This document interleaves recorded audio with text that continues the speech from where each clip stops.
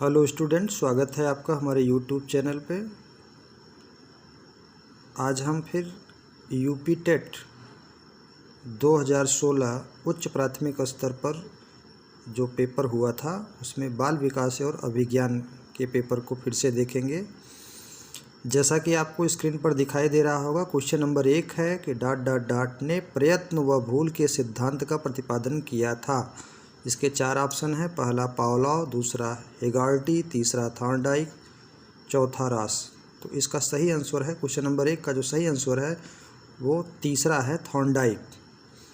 Question number 2 है कि व्यक्तित्व व्यक्ति के अंतर्गत उन मनोशारीरिक गुणों का गतिशील संगठन है जो पर्यावरण में उसके अपूर्व समायोजन को निर्धारित करते हैं। उक्त परिभाषा किसकी है? इसके 4 ऑप्शन हैं। पहला है M.L. मन, दूसरा है S. फ्रायड, तीसरा है G.W. आलपोर्ट, चौथा है J.E. सेडिल। तो क्वेश्चन नंबर 2 का जो करेक्ट आंसर है वो तीसरा है, G.W. आलपोर्ट।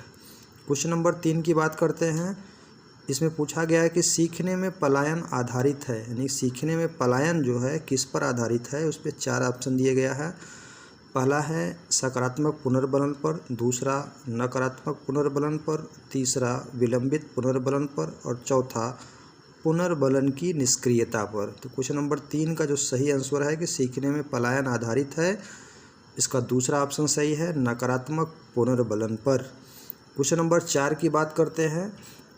तो क्वेश्चन नंबर 4 है कि ... अधिगम के प्राथमिक नियमों में एक है। 4 ऑप्शन हैं। अभिवृत्ति का नियम पहला है, दूसरा है प्रभाव का नियम, तीसरा समानता का नियम, चौथा है सहचारी अंतरण का नियम। तो अधिगम के प्राथमिक नियमों में जो है इसका क्वेश्चन नंबर 4 का जो है वो दूसरा ऑप्शन सही, यानी प्रभाव का नियम है। क्वेश्चन नंबर 5 है कि निम्न में से किसमें अन्वेषण के ऊर्ध्व उपागम का उपयोग किया जाता है। इसके 4 ऑप्शन हैं। पहला है केस अध्ययन, दूसरा है प्रयोगीकरण, तीसरा है सर्वेक्षण और चौथा है अंतःदर्शन। तो क्वेश्चन नंबर 5 का जो है करेक्ट आंसर होगा 1, यानी कि केस अध्ययन। पहला इसका सही आंसर है। क्वेश्चन नंबर 6 की बात करेंगे। क्वेश्चन नंबर 6 में कहा गया कि जब व्यक्ति एक परिस्थिति का अधिगम दूसरी परिस्थिति में उसके सीखने तथा निष्पादन को प्रभावित करता है तो उसे कहते हैं। इसके 4 ऑप्शन हैं। पहला है चिंतन, दूसरा है स्मृति, तीसरा है अधिगम अंतरण, चौथा है बौद्धिक विकास। तो इसका क्वेश्चन नंबर 6 का जो सही आंसर है वो है अधिगम अंतरण। इसके बाद जो है 7वां क्वेश्चन है कि जी बलास के अनुसार सृजनात्मकता चिंतन का प्रथम चरण होता है। इसके 4 ऑप्शन हैं। पहला उद्भव, दूसरा उद्भासन, तीसरा मूल्यांकन, चौथा उपक्रम। तो जी बलास के अनुसार सृजनात्मक चिंतन का प्रथम चरण होता है। क्वेश्चन नंबर 7 का जो करेक्ट आंसर है वो आंसर ऑप्शन नंबर 4 है, उपक्रम। क्वेश्चन नंबर 8 है आधार आयु निम्न में से किसके मापन से संबंधित है। तो आधार आयु की बात हो रही है।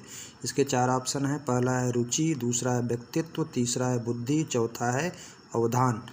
तो क्वेश्चन नंबर 8 का जो सही आंसर है वो तीसरा है, बुद्धि। आधार आयु किसके मापन में होता है? बुद्धि के मापन में। क्वेश्चन नंबर 9 है कि शिक्षक द्वारा कक्षा में डांट पड़ने पर छात्र यदि घर आकर अपनी छोटी बहन पर गुस्सा इजहार करता है तो यह किसका उदाहरण बनता है। इसके 4 ऑप्शन हैं। पहला है विस्थापन, दूसरा है उदात्तीकरण, तीसरा है रूपांतरण, चौथा है प्रतिक्रिया निर्माण। तो क्वेश्चन नंबर 9 का जो सही आंसर है वो नंबर 1 है, विस्थापन।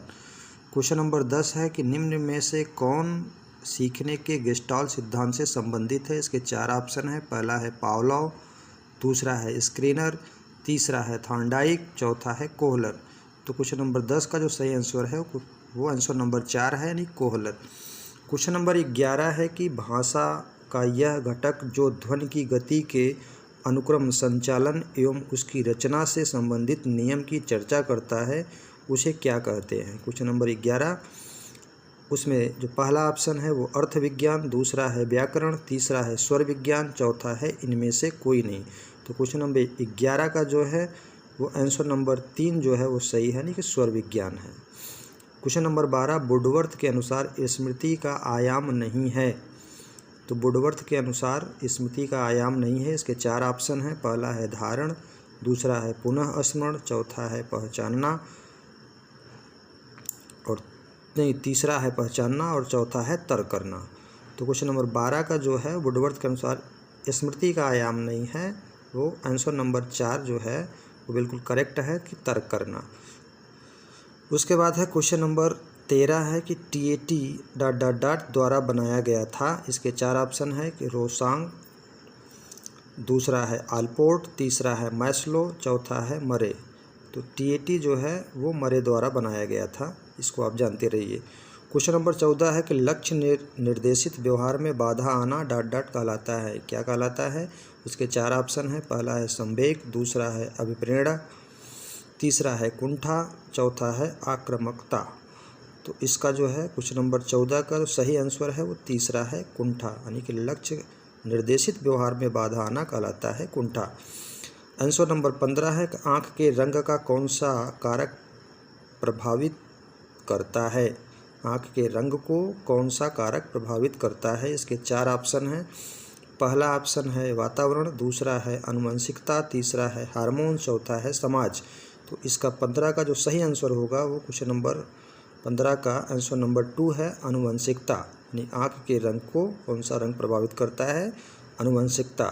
क्वेश्चन नंबर 16 है कि केंद्रीय तंत्रिका तंत्र में होते हैं। इसके 4 ऑप्शन हैं। पहला ऑप्शन है सभी अंग, दूसरा है मस्तिष्क, तीसरा है मेरुदंड, चौथा है मस्तिष्क तथा मेरुदंड। तो 16 का जो सही आंसर होगा वो नंबर 4 होगा कि मस्तिष्क तथा मेरुदंड।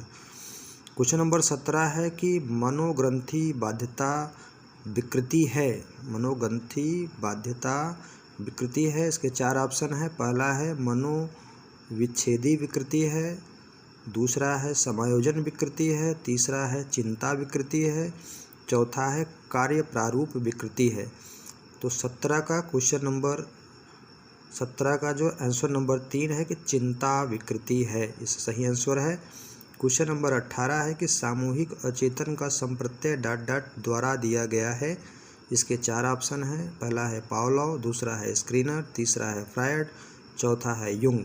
तो क्वेश्चन नंबर 18 यानी सामूहिक अचेतन का संप्रत्यय जो है वो आंसर नंबर 4 जो है युंग जो है वो बिल्कुल करेक्ट आंसर है। क्वेश्चन नंबर 19 है कि इरोस शब्द संबंधित है। इसके 4 ऑप्शन है। पहला है जीवन मूल प्रवृत्ति से, दूसरा है मरण मूल प्रवृत्ति से, तीसरा है भय मूल प्रवृत्ति से और चौथा है प्राकृतिक मूल प्रवृत्ति से। तो इरोस क्वेश्चन नंबर 19 जो है इरोस शब्द संबंधित है, वो सही आंसर है नंबर 1 यानी कि जीवन मूल प्रवृत्ति से। क्वेश्चन नंबर 20 है कि अहम निर्देशित होता है। इसके 4 ऑप्शन हैं। पहला है सुख के सिद्धांत द्वारा, दूसरा है वास्तविकता सिद्धांत द्वारा, तीसरा है आदर्शवादी सिद्धांत द्वारा, चौथा है सामान्य सिद्धांत द्वारा। तो इसका जो सही आंसर है क्वेश्चन नंबर 20 का वो दूसरा है वास्तविकता सिद्धांत द्वारा।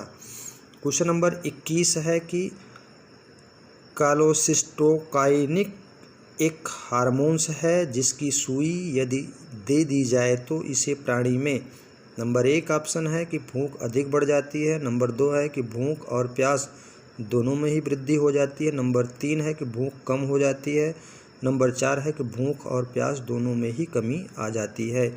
तो क्वेश्चन नंबर 21 का जो करेक्ट आंसर है वो है ऑप्शन नंबर 3 कि भूख कम हो जाती है। क्वेश्चन नंबर 22 बुद्धि परीक्षण में एक 16 वर्षीय बच्चा 75 अंक प्राप्त करता है तो उसकी मानसिक आयु होगी। तो आप जो है इसके 4 ऑप्शन हैं। पहला है कि 12 वर्ष, दूसरा है 8 वर्ष, तीसरा है 14 वर्ष, चौथा है 15 वर्ष। क्वेश्चन नंबर 22 का जो करेक्ट आंसर होगा वो ऑप्शन नंबर 1 होगा, नहीं 12 वर्ष है। इसको आप MA/CA × 100 से जो है हल कर सकते हैं। क्वेश्चन नंबर 23 है कि निम्न में कौन शेष से भिन्न है। इसमें 4 ऑप्शन है। पहला है TAT, दूसरा है सोरा PF, तीसरा है क्लाउड पिक्चर टेस्ट, चौथा है draw a man test. Question number 23 का जो सही आंसर है वो दूसरा है सोरा PF। क्वेश्चन नंबर 24 है विकासात्मक कार्य के प्रत्यय के प्रतिपादक हैं। इसके 4 ऑप्शन हैं। हॉलिंगवर्थ, दूसरा है है विघर्स्ट, तीसरा है जीन पियाजे, चौथा है हाल। तो विकासात्मक कार्य के प्रत्यय के प्रतिपादक जो है क्वेश्चन नंबर 24 का जो सही आंसर है वो दूसरा है विघर्स्ट। क्वेश्चन नंबर 25 है सृजनशीलता की पहचान हेतु किसने सृजनात्मकता चिंतन परीक्षण का निर्माण किया है। इसके 4 ऑप्शन है। पहला है मैरीफील्ड, दूसरा है टोरेंस, तीसरा है कोल एंड ब्रूस, चौथा है केंट। तो क्वेश्चन नंबर 25 का जो सही आंसर है वो दूसरा है टोरेंस। क्वेश्चन नंबर 26 है कि थॉर्नडाइक का सिद्धांत निम्न में से कौन सी श्रेणी में आता है। तो इसके 4 ऑप्शन है। पहला है व्यवहारात्मक सिद्धांत, दूसरा है संज्ञानात्मक सिद्धांत, तीसरा है मनोविश्लेषणात्मक सिद्धांत, चौथा है इनमें से कोई नहीं। तो क्वेश्चन नंबर 26 का जो सही आंसर है वो पहला है व्यवहारात्मक सिद्धांत। क्वेश्चन नंबर 27 है। क्वेश्चन नंबर 27 है कि सीखने के वक्र किसके सूचक हैं। इसके 4 ऑप्शन है। पहला है सीखने की प्रगति के सूचक हैं, दूसरा है सीखने की मौलिकता के सूचक हैं, तीसरा है सीखने की गत्यात्मकता स्वरूप के सूचक हैं, चौथा है सीखने की रचनात्मकता के सूचक हैं। तो क्वेश्चन नंबर 27 का जो सही आंसर है वो पहला है सीखने की प्रगति के सूचक है। क्वेश्चन नंबर 28 है कि व्यक्तित्व का सामाजिक अधिगम सिद्धांत किसने दिया है। इसके 4 ऑप्शन है। पहला है बंडूरा और वाल्टर, तीसरा है डॉलर्ड और मिलर, तीसरा है कार्ल रोजर्स, चौथा है युंग। तो क्वेश्चन नंबर 28 का जो सही आंसर है वो है पहला बंडूरा और वाल्टर। क्वेश्चन नंबर 29 है कि मिरर डाइंग परीक्षण निम्न में से किसके मापन हेतु प्रयुक्त होता है। इसके 4 ऑप्शन है। पहला है व्यक्तित्व, दूसरा है बुद्धि, तीसरा है अधिगम, चौथा है नैतिकता। तो मिरर ड्राइंग परीक्षण जो है वो अधिगम से संबंधित है, इसको आप जानते रहिए। मिरर ड्राइंग परीक्षण। क्वेश्चन नंबर 30 और अंतिम है कि ... केंद्रीय प्रवृत्ति का एक माप है। इसके 4 ऑप्शन है। पहला है प्रसार क्षेत्र, दूसरा है मध्यिका, तीसरा है औसत विचलन, चौथा है मानक विचलन। क्वेश्चन नंबर 3 का जो सही आंसर होगा वो दूसरा होगा मध्यिका। ठीक है, धन्यवाद। और नेक्स्ट हम अगला जो है बाल विकास और मनोविज्ञान पे जल्द ही एक और वीडियो बनाएंगे। तब तक आप इनको दोहराते रहिए।